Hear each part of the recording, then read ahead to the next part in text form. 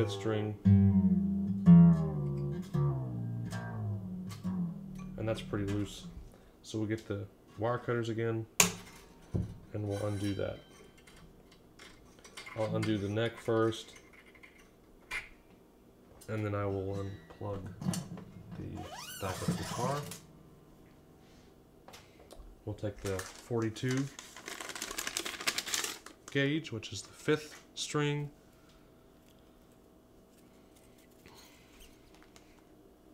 Your strings will usually tell you it's the 5th or 4th string, 6th string, or it'll give you a gauge. And again, the higher the note, the thicker the gauge is. So the thicker the string, the lower it is as far as the lower the sound. So we would know that goes on the 6th string. The lowest pitched string, the thickest string goes 6, and the highest, thinnest string goes on the 1st string. So here's the 5th string. We're going to make sure that's clamped into the guitar, and it's clamped now, so when I pull it, it doesn't go anywhere. I'm going to string it over the nut, and I'm going to go from the inside to the outside. So we're going to go behind that. We're going to ring it 2 times like we did the 6th string. And then we're going to find that little hole, and we're going to put it around the back. I want to make sure that this is below, sorry, the one that I'm pulling through is above the rings that I've made already. And I want to make sure it doesn't get caught on that 2nd string. And I want to pull it pretty tight so it won't come off. So I can hold on to it just to make sure it doesn't get loose. And then I kind of string it up a little bit. If you want to go faster, that's what this string winder is. You can clamp it on and do double time. Like that. Okay? And it's going to actually tell me that I'm higher than A. The reason I'm higher than A is because I use that winder. So I'm actually at B at the moment, so I want to go back down to A. And now I'm on A. I'm sharp at A, so I want to go down a little bit lower. And now I'm on green. And it's going to go a little bit flat, but as long as it's on A for the majority of the time, and it is, that's important. So we got it on A. And typically once you're on the 5th and 4th string, you want to go back and check the 1st string that you did, because it's going to loosen real quick, and then it's gonna lose its tune a little bit when you first put the string on. So you can see it's already flat. So you want to string it back up again to the E. Now it's on the green, and do the same thing with the A. So now we're in tune. So every time I put a new string on, I go back and I retune the 1st one, retune the 2nd one, because they go out of tune quickly in the beginning.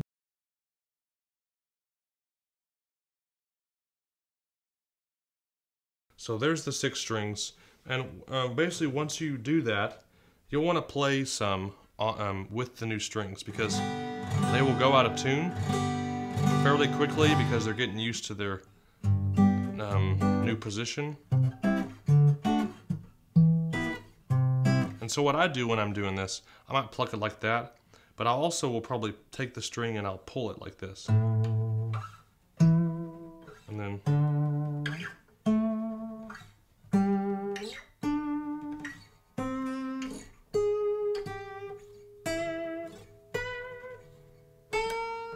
I'm just stretching the strings, so I don't have to keep tuning it a whole bunch. And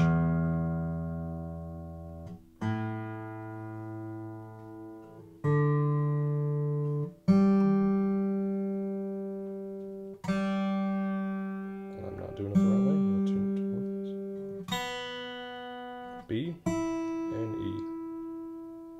So it would be E, A, D, G, B, E, and we're done with that guitar. So we're going to put that on the guitar stand, and we're going to switch it with the other guitar so you can see how we'll restring at least one string with this different guitar.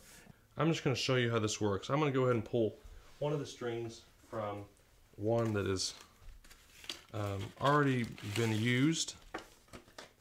So I've got a few strings here, and I'm just going to do the B string because I do not like the B string. So I'm going to do the B string because B string gives me the most trouble.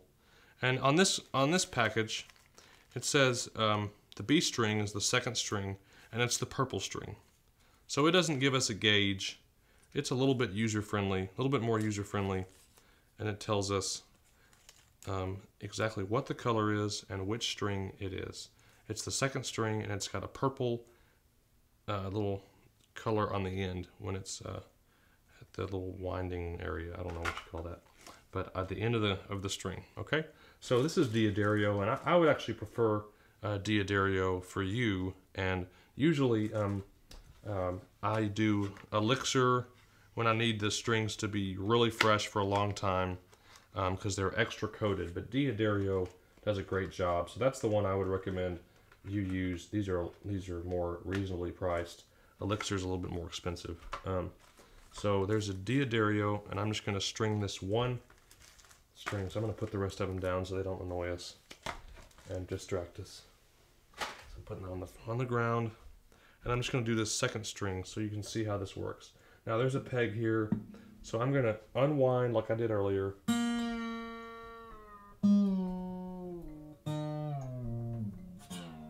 And it's pretty loose, so I'll do the same thing here. Clip it off. With the peg, you can actually use the wire cutters. I've done it several ways. Use the wire cutters to pull off on the end, and just basically you have to just pull with your hand and pull it up so you don't push down on the guitar. You don't want to push too much pressure on it. But on this little string winder, they usually make a little clip for that peg. So I'll basically just clip it on like this, and it should work. It's got a little space for it, and it's kind of fidgety. Oh, there we go. Sometimes you have to maneuver it and wedge it in there a little bit at a time, and then you just start pulling it up like that. So it'll come out fairly quickly, and you can see how this is made perfectly for that. So that's what that's for. So there's the peg. I'm going to put it aside because I'm going to use that again. I'm going to pull off that B string.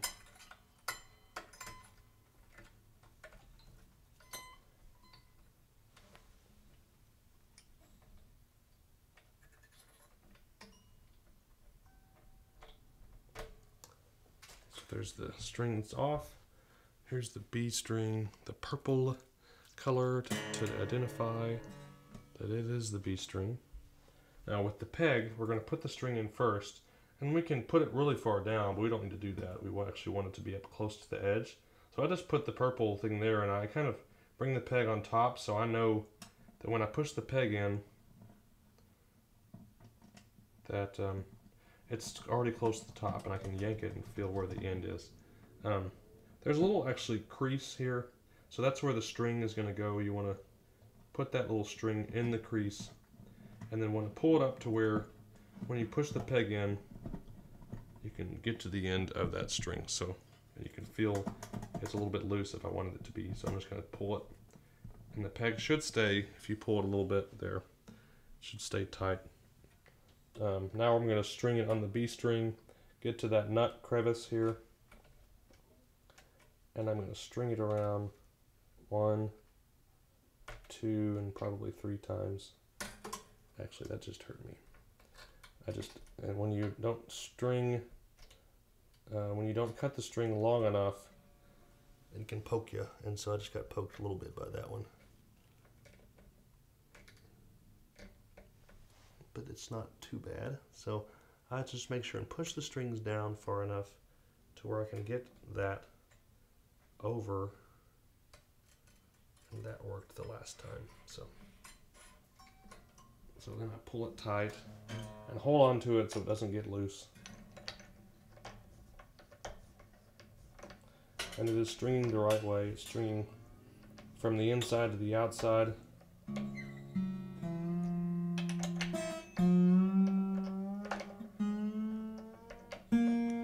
Now it's at A sharp. I'm just watching it as I'm stringing it so I can see the string is going up in tune. And now it's close to B. Now it's right on B. There it is. Now it's green, so you're seeing it's on B. It's going up and down a little bit, but that's okay. As long as it stays mainly on green, you're in tune. And again, with a new string, if you're going to just do one string like that, sometimes your string will pop when you play, so you might have to do one string like that in the future. If you do all 6 strings, it probably means you had the strings on there for a long time, and you can put new strings on. When you need to put new strings on is when the strings are fluctuating in tune, and you can hear the pitch go down really quickly. So you'll hear, if you pluck it, it'll go, and you can hear it drop in pitch real quick. So when you do that, that's when you need to be, the guitar needs to be restrung. But if you're just playing in your room by yourself, you can get away with the guitar not being restrung, every month like you would if you're playing 4 people on the stage. So you can let it go for 4 months, 5 months, if you just pick it up every now and then and you don't need to string it. And I would just string it whenever you hear the pitch go way out of tune as soon as you play it. Okay, so this is the guitar with the peg. We've done the one where you pull it through and you clamp it just based on the wood, the way it's crafted. And that's how you string the guitar. You need to have the wire cutters. You can have a string winder if you want one. That'll help you clamp on the peg too. You need to have your tuner, which we didn't have in the beginning. And a towel would be helpful, and of course the guitar, so you could put the guitar on the towel so it won't mess up the nice table. If you have a nice table or a soft table somewhere, you can just put the guitar straight on it. Okay, so that's how you string the guitar. I hope you are learning the guitar well, and that this is one step to making it a little bit easier when you string the guitar and you get it in tune. Hopefully you can keep it in tune fairly regularly. Okay, thanks, and this is the end of week 9. So I'll see you in the intermediate book, and I'll hopefully see you in the next week in the beginner class if you've just finished week 1. All right, thanks.